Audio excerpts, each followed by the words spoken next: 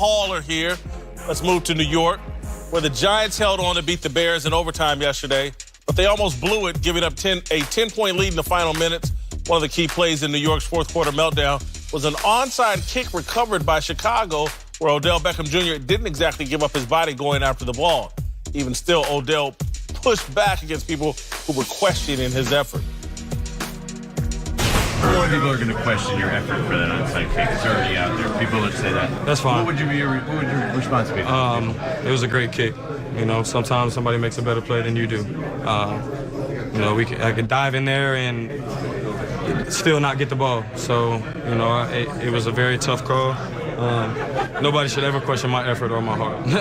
That's the last thing you could do. You can question me as a person, as a man, whatever you want to do, but my heart and my effort can never be questioned, ever. It sounds like a question that, you know, it just was you just asking just to ask, kind of, you know? No one can question his heart and his effort, ever. Well, he was definitely business casual on that onside kick, and it's worthy of being questioned. He's ridiculous here. Of course he can be questioned about his effort. Everybody can. Everybody can, and certainly with evidence like this, we are going to question you. Look, Odell, you got caught. Admit it. If you don't want to admit it, shut up. I'm going to call you out right now for what this is. Every single football player I ever saw in the NFL was special. Like, there's a little something in that head between those ears that makes them different than the rest of the population. And then there are special teamers. And even in the special teamers, those are the guys who probably can't make it on the O&D front 11. But guess what they could do? Go out there and be kamikaze for these certain plays. And then there are special ops, special operations. And I'm going to tell you, in all my experience of playing football from age 8 to age 32, there's only one play in football that coaches never say, practice it full go. And it's the onside kick. You know why? Every level I've been on the onside team. I've been on the hands team. Coaches never said, full go, onside kick this. He's like mental reps. Because when you are out there, it is realer than real. And Odell found out the hard way because he didn't get the perfect bounce. At that moment when that leg was flexed, he was like, I got a family. And then there's a football. And he had a choice. And he made the most business casual decision to not go in there. And I understand why. Because there was a time where I didn't want to go in there. But when you're a special op, you got to do it because you're not on the O, you're not on the D. And he's like, I am the star. No way am I going to sacrifice on this altar. He didn't go in there. Look, I would like to think if they were in the middle of the Super Bowl or a playoff hunt that he would dive in there and get that. But there's so many guys that missed blocks on that team. You know, I've been that guy, and I've dove in there and I've got the ball. But I've never dove in there and got the ball with nobody on my front line having blocked anybody. And so, I mean, I understand where he's coming from. I don't question his heart because I've competed against this dude, and he is a dog on that football Nah, ain't no dog on that field. He goes hard. But, Marcellus, you telling me. Yeah, I'm listening. I've been there. I played corner, have locked guys down, some of the best athletes in the world. Yeah, that's cute out there. But I've also went and played punt return team where I'm holding up the gunner. We all went full-go punt team. I don't quite give it the same effort. You know, I don't think we all... Hey, have you played punt return team? I've done. First of all, I was a running back. Did you college. give it the same effort? I did everything. I know what you're saying. Every single play has been practiced. Did not give it the same Every single play has been practiced at full speed except one. I'm not even talking about practice. I'm talking about in the game. That's my point. Coaches don't even want to put us in danger of that play. He found out that danger was cold red in that moment. He tapped out. Hey, I have no problem with the play. No problem at all, because I've been there. Yeah. I went up, when I first got to the league, we had this special teams coach, and he came to me. He put me on everything because I'm a rookie, right? So you're on kick return, punt return, all that stuff. I went to him. I said flat out, I said, Coach, I'm not a punt team. I'm not a special team type guy. I'm gonna I'll do the returns, but I'm not running down there busting wedges and do all that stuff. And he you know, called me the P word and said, yeah. I said, I don't care. You can call him whatever you want. Right here, Odell Beckham, for sure. I would say if I was him, I would have done the same thing. I'm not diving in there in that situation. First of all, I would have been like, can't you get somebody else? I make $20 million. They need me to go out there and catch balls. Thank you. People probably don't want to hear that, but I'm telling you the truth. But Odell needs to go up and tell his coach this too.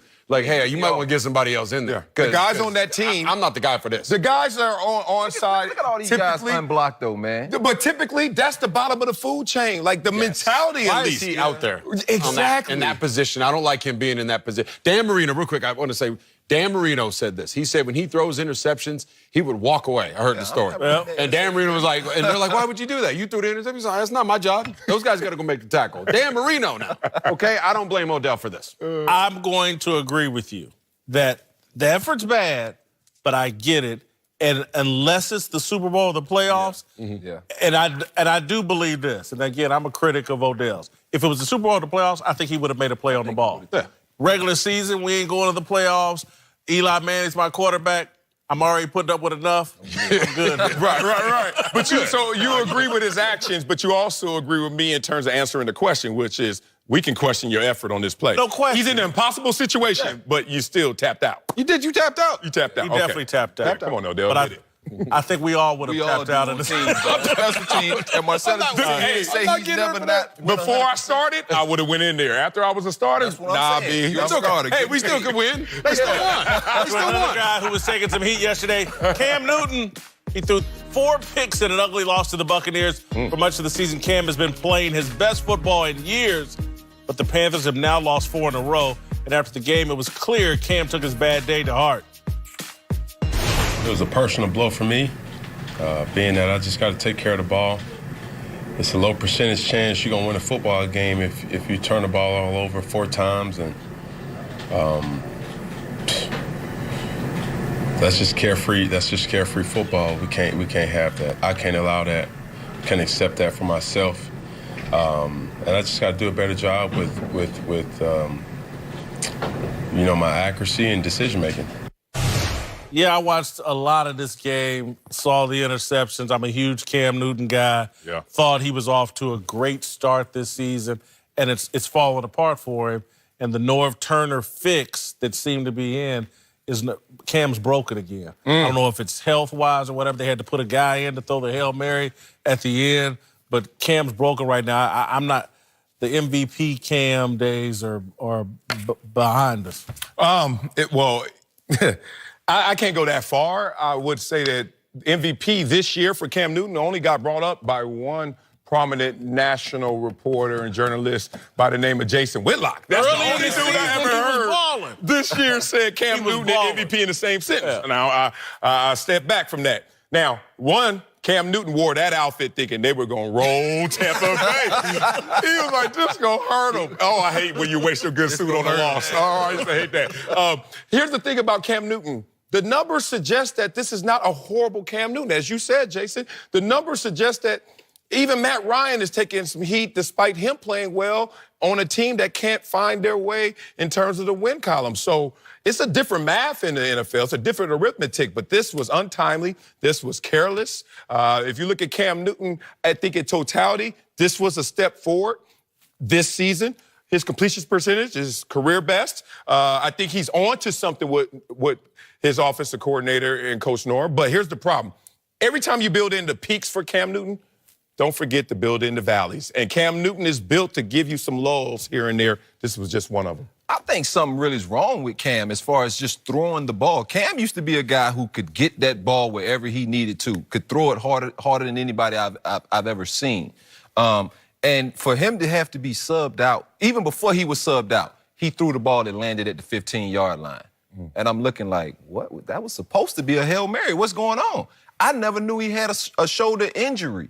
And so I just think he's not able to get that zip on the ball. And as the season keeps going, he's not able to get the ball where he needs to get it to. And so he is throwing some picks. He is forcing some balls. Some of those throws are just bad throws. And some is just like, oh, if he could put it just a little bit more on it, he could get it. He could get it there. And so I don't think this is it for Cam. I think he needs to get healthy because for him not to be able to throw the ball, a guy who normally can throw the ball 70 yards, for him not to be able to throw it 50 yards down the field, I think something's really wrong with his shoulder. I think he's just in a slump. Yeah. I think he's in a mental slump right now. And I think we've all been there.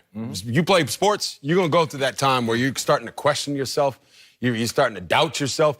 article came out last week. He said, coming into this game, he was like, I'm not playing the best football I've ever played. Just even saying that, vocalizing that. I would have, if I'm his coach or somebody close to him, I would look him right now and be like, Cam, you're better than this. Stop saying that. Get back to that old Cam. You got the ability. Now, if you're hurt, we've all played hurt, though. So you can go out there and get this done. His problem right now is all mental. The numbers are up. He's having one of the best seasons statistically ever. So are a lot of quarterbacks with this new defense.